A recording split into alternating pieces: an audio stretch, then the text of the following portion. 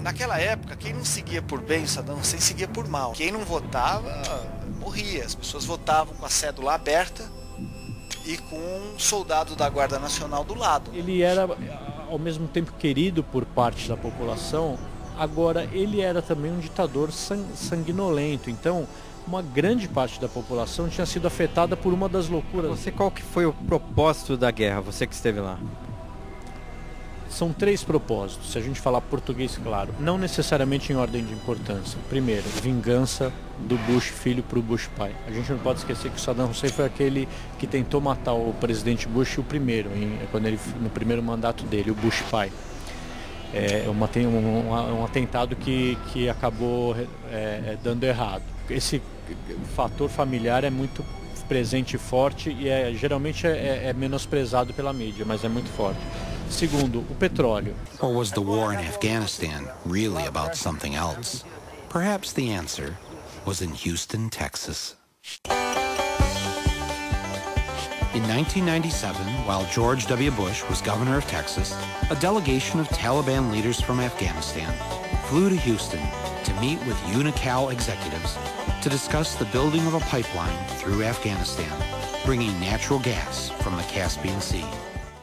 Then, in 2001, just 5.5 months before 9/11, the Bush administration welcomed a special Taliban envoy to tour the United States to help improve the image of the Taliban government. You have imprisoned the women. It's a horror, let me tell you. Why on earth would the Bush administration allow a Taliban leader to visit the United States, knowing that the Taliban were harboring the man who bombed the USS Cole and our African embassies? Well, I guess 9/11 put a stop to that. I guess you can probably see where this is leading. Faster than you can say black gold, Texas tea, Afghanistan signed an agreement with their neighboring countries to build a pipeline through Afghanistan carrying natural gas from the Caspian Sea. Oh, and the Taliban? Well, they mostly got away. As did Osama bin Laden and most of Al-Qaeda. So I don't know where he is. Nor, I just don't spend that much time on him, Kelly, to be honest with you. Didn't spend much time on him? What kind of president was he? I'm a war president. I make decisions here in the Oval Office in foreign policy matters with war on my mind. A gente não pode esquecer também que o Iraque é a segunda maior reserva natural de petróleo do mundo. A primeira é a Arábia Saudita, que os americanos já conquistaram ali para a órbita deles, e a segunda era o Iraque, que não estava sob a órbita de influência dos Estados Unidos. Esse é um fator econômico importantíssimo. E o terceiro é a geopolítica. Se você enxergar o Iraque no Oriente Médio, você vai ver que é o país que tem mais fronteiras com outros países. Do ponto de vista americano, se você conseguisse implantar uma democracia ali nos moldes americanos e amiga dos Estados Unidos, você poderia criar um efeito dominó na região em que todos os outros países poderiam acabar adotando esse regime e virar uma zona amigável ao Império Americano. Bom, isso não aconteceu, a gente está vendo que desgraça que está acontecendo e tal. Porque o medo impõe limites para você. Eu só pensava em ir para lá, fazer meu trabalho e voltar. Já outras experiências tristes, né, que eu li e conversei também de repórteres que foram fazer o seu trabalho e não voltaram. O Zé Hamilton Ribeiro, que voltou, mas deixou um pedaço dele lá, né, a perna ficou. Teve o caso do Hélio Campos Melo, que foi cobrir a Guerra do Golfo pelo Estadão, foi sequestrado, quase morreu e não fez o trabalho dele. Voltou vivo, sem problema. Mas é um cara que foi sequestrado. Então eu considerava todas essas possibilidades. E vou dizer, morrer não era a pior da possibilidade. A pior das possibilidades era ser ferido gravemente e ir parar num hospital daqueles para ser cuidado. Essa sim era a pior. Porque se você morrer, acabou. Agora, você ser ferido, perder uma perna, um braço, ficar gravemente ferido e ir parar num daqueles hospitais que pareciam matadouros ali depois de uns dias de guerra. Aqui eu olhava para aquilo e falava, prefiro morrer. Aqui eu não quero viver. Entendeu? Então, a pior possibilidade nem era a morte.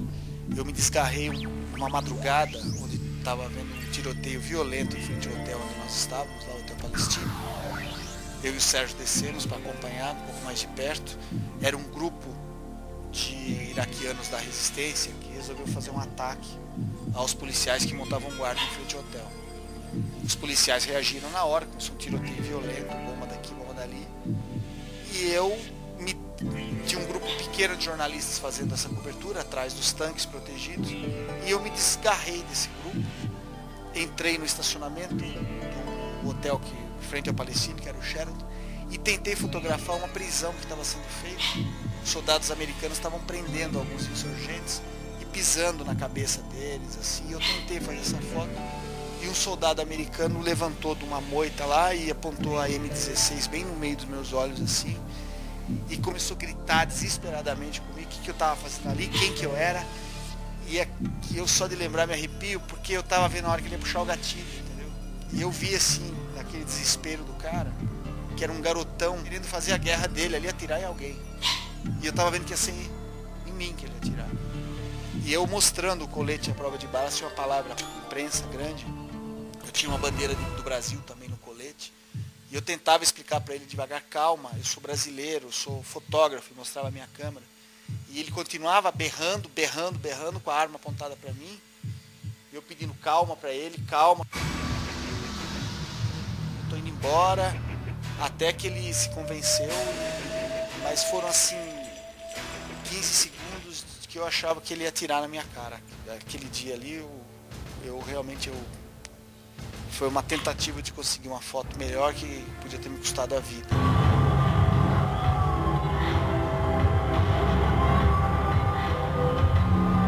Eu acho interessante eu ter estado nesses dois momentos históricos da história recente do mundo, porque eu considero os dois fios da mesma meada, vamos dizer assim, as duas pontas do mesmo fio.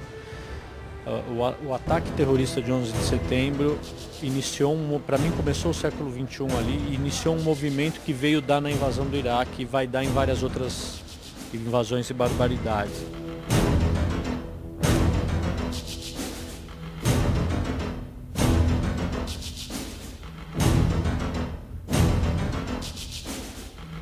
São duas batalhas de uma mesma guerra que não acabou ainda. A gente ainda vai ver outras batalhas, a gente está em plena guerra. Depois da ocupação, quando o regime caiu, os norte-americanos ocuparam o Bagdá, a gente já tinha livre circulação. E numa dessas a gente foi até o Sérgio W, a gente foi uma vez com um grupo de jornalistas até esse complexo presidencial, né? Tem vários palácios, tinha uma estrutura do governo instalada nessa área. E aí a gente chegou, estava tudo dominado por norte-americanos e eles pediam uma credencial do Pentágono para que deixasse a gente entrar. Só que essa credencial era só fornecida para os jornalistas embutidos que acompanharam as tropas no ataque. Nós não tínhamos, obviamente. E aí, por nossa felicidade, um soldado que estava, um oficial de plantão ali na entrada, ele tinha namorado com uma brasileira, uma cearense. E aí conhecia o Ceará, conhecia o Brasil, adorava o Brasil. E aí falou, pode entrar vocês, mesmo sem credencial, pode ficar à vontade, só tome cuidado. E orientou a gente que tinha armamento à vontade pelo chão, granada espalhada pelo chão, metralhadora, tudo, porque fazia 3 dias que eles tinham dominado o Bagdá e ainda eles estavam fazendo um mapeamento, né, do que tinha ali. Mina, tinha lugar ainda que poderia ser campo minado.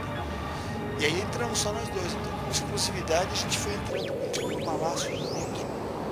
Fotografamos um gabinete do Saddam Hussein, a sala de reuniões, vimos palácios completamente destruídos ali. Isso aqui é um restinho do palácio, são 2 pingentes de um lustre do palácio e abaixo.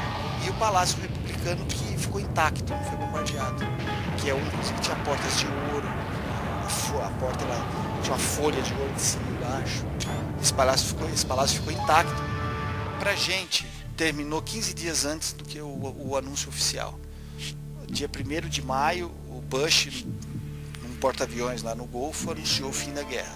Mas a nossa terminou no dia 16 de abril, quando a gente voltou para Amman, finalmente, quando a gente passou mais uma vez esse trajeto que eu te falei, de mais 1000 quilômetros para voltar, e quando a gente conseguiu, e tudo era uma luta, para atravessar, cada vez que a gente atravessava a fronteira, era um drama. Quando a gente conseguiu voltar, eu lembro que a gente entrou no hotel, eu fiquei assim mais de 24 horas sem sair, com a porta fechada do hotel, só comendo, tomando banho de banheira, bebi pra caramba e eu queria, dando graças a Deus que eu tinha saído de lá. Termina por aqui. Espero que você de casa tenha gostado. Essa foi a nossa matéria sobre guerra, onde você viu os fatos, né? A experiência de quem esteve na guerra, quem fez parte do fronte de guerra, a parte mais difícil. Sérgio Dávila, muito obrigado. Obrigado. Muito obrigado, Juca. Obrigado, um abraço. E até a próxima.